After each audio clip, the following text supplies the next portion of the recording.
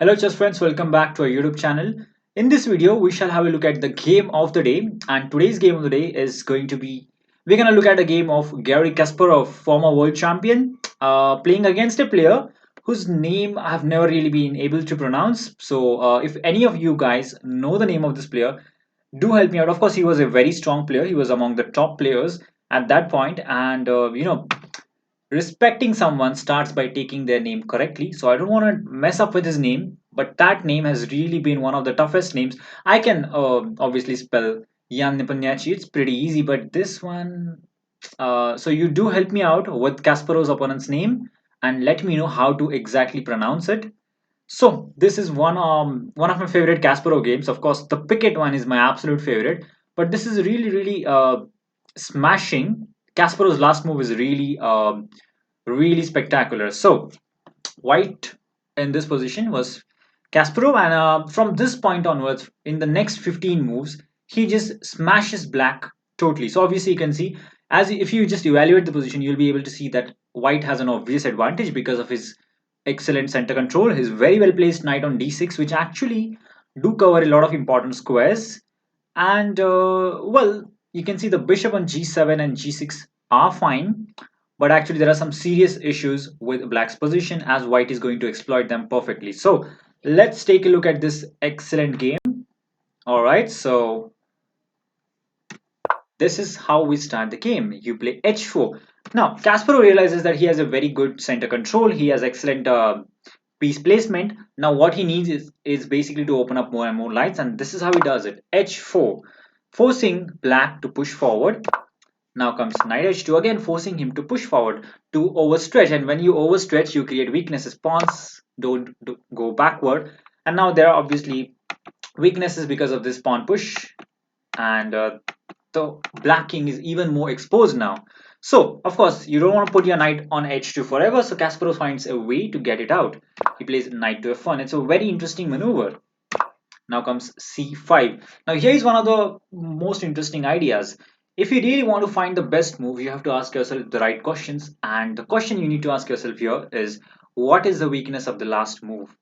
Well, if you observe, this pawn on c6 was controlling the d5 square. Now it's not. So this is a square which is available for white piece, and with that I mean the white knight. The knight can actually go here, centralize itself, and from there it again controls way many number of squares. These two knights are totally deadly. So look at the journey of this knight. It went from f3 to h2 to f1 to here, and now it's going to go here and probably to e7 as well. So very interesting journey. Black captures. Now this is materialism, this is greed. Basically you don't understand that in certain positions activity is all that matters, and of course here, definitely with a knight like that, you really want to exchange the pieces rather than go for capturing material. So obviously that's the wrong approach. Knight to d5, activating the knight, putting the knight on the really excellent square possible, and now that starts to create some threats. Obviously moves like this lose on the spot because of knight c6. That's a terrible way to lose. So black obviously did not play that. He was a strong player. He played queen to c5. Now comes knight to e7 check, first getting the knight out of the attack line of attack. The queen was attacking the knight. It's a check. The king moves away to the h7 square, and now comes rook a to c1, attacking the queen again. You have given up a pawn. You have given up a very strong pawn in the center, but in return you have got a lot of activity. Look at this knights. Look at this rooks. And obviously the biggest thing is the exposed position of this king, and obviously because of this overstretched pawns, it has become much more easier to create attack, and specifically the f5 square, the f6 square are particularly weak, g5 square is particularly weak. These are all weaknesses that can be exploited. So queen is attacked, queen moves to a5. Now Kasparov collects the pawn on d4, queen takes on e2 again. This is a very bad idea. Your opponent is world champion and he's Garry Kasparov. He's attacking you so fiercely, and you are really engaged. You're really worried about pawns. First, black captured the pawn on d4. Now on a2, doesn't really make sense, right? You should rather exchange pieces, try to defend, try to get your other pieces in the game. There is this knight doing nothing, this rook doing nothing, and obviously the exposed position of the king. is an alarm, is basically an alarm, so you have to be alert in this kind of positions. But he didn't, so he just captured the pawn. Now the queen is temporarily offside, she's in Siberia, so let's use the fact. Knight to e4. Now Kasparov is very comfortable in this position. Even if his opponent captures, that is in fact a very good news, because after captures back, this king is exposed. So that would be a terrible idea. Black rather went to finally develop his pieces, rook a to d8, but it turns out that it's already too late. The attack has already arrived. Knight to g5 check. The king just steps back. Now, rook c to d1. This is an excellent move, basically meaning that the knight can't really move because rook on d8 is now hanging. You just can't move. For example, if you go here, just takes, rook takes, and that will be terminal. I think the bishop. You have to give up the bishop, and after takes, king g7, rook g8 is I think a mate in a few moves. So it's absolutely lost. So you can't really move the knight. So even if you activate the rook, it has turned out to be useless. Rook, bishop to c2, attacking the rook, just rook to d2, simple move. The bishop goes back.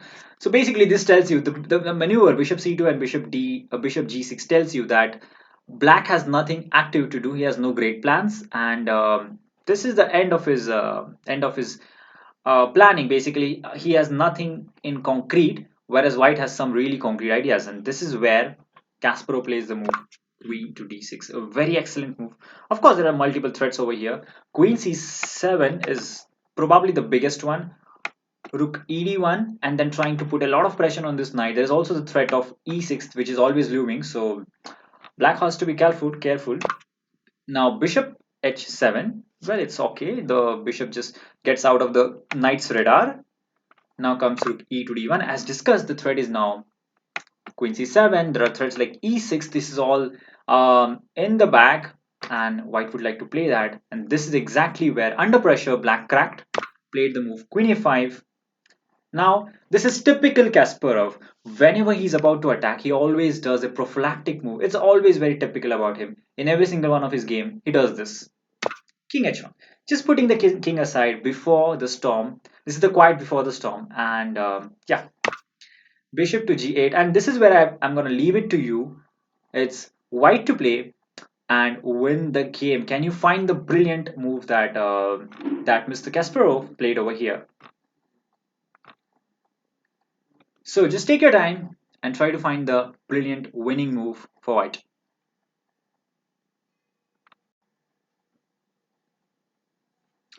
Alright, so hope you pause the video because this move is really spectacular. Queen to g6. Now what kind of a move is that?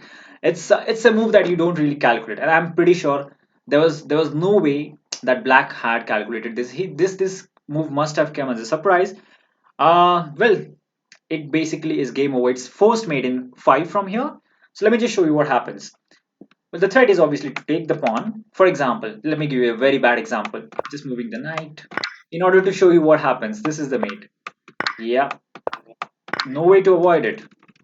So yeah, the threat is obviously queen takes pawn on h5 with a brilliant finish.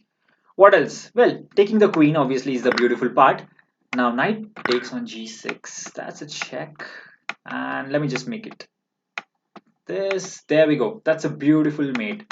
Wow. Double knight mate is one of the rarest checkmate, but is also one of the best feelings to give a checkmate like this, of course. So it turns out that after the move queen g6, he has nothing to do and just resign. That's what he did. Kasparov's opponent, whose name I'm unable to pronounce, which you guys are gonna help me out with, uh, got smashed over here. This is a totally crushing game. Kasparov just smashed his opponent. First, he had the center control, and then his idea of using it was really perfect. Let me just show you one of the most critical moments. Was I think over here, when he decided, okay, he has a big center. Now, what should I do? Let's attack on the king side, and this is where he's. I really like this maneuver of the knight. Knight goes to h2.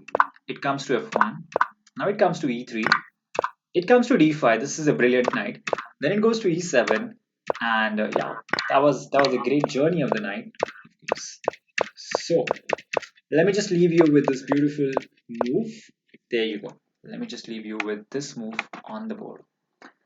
So hope you enjoyed this video. Thank you for watching, and do subscribe to my YouTube channel. Until next time, see you guys. Bye.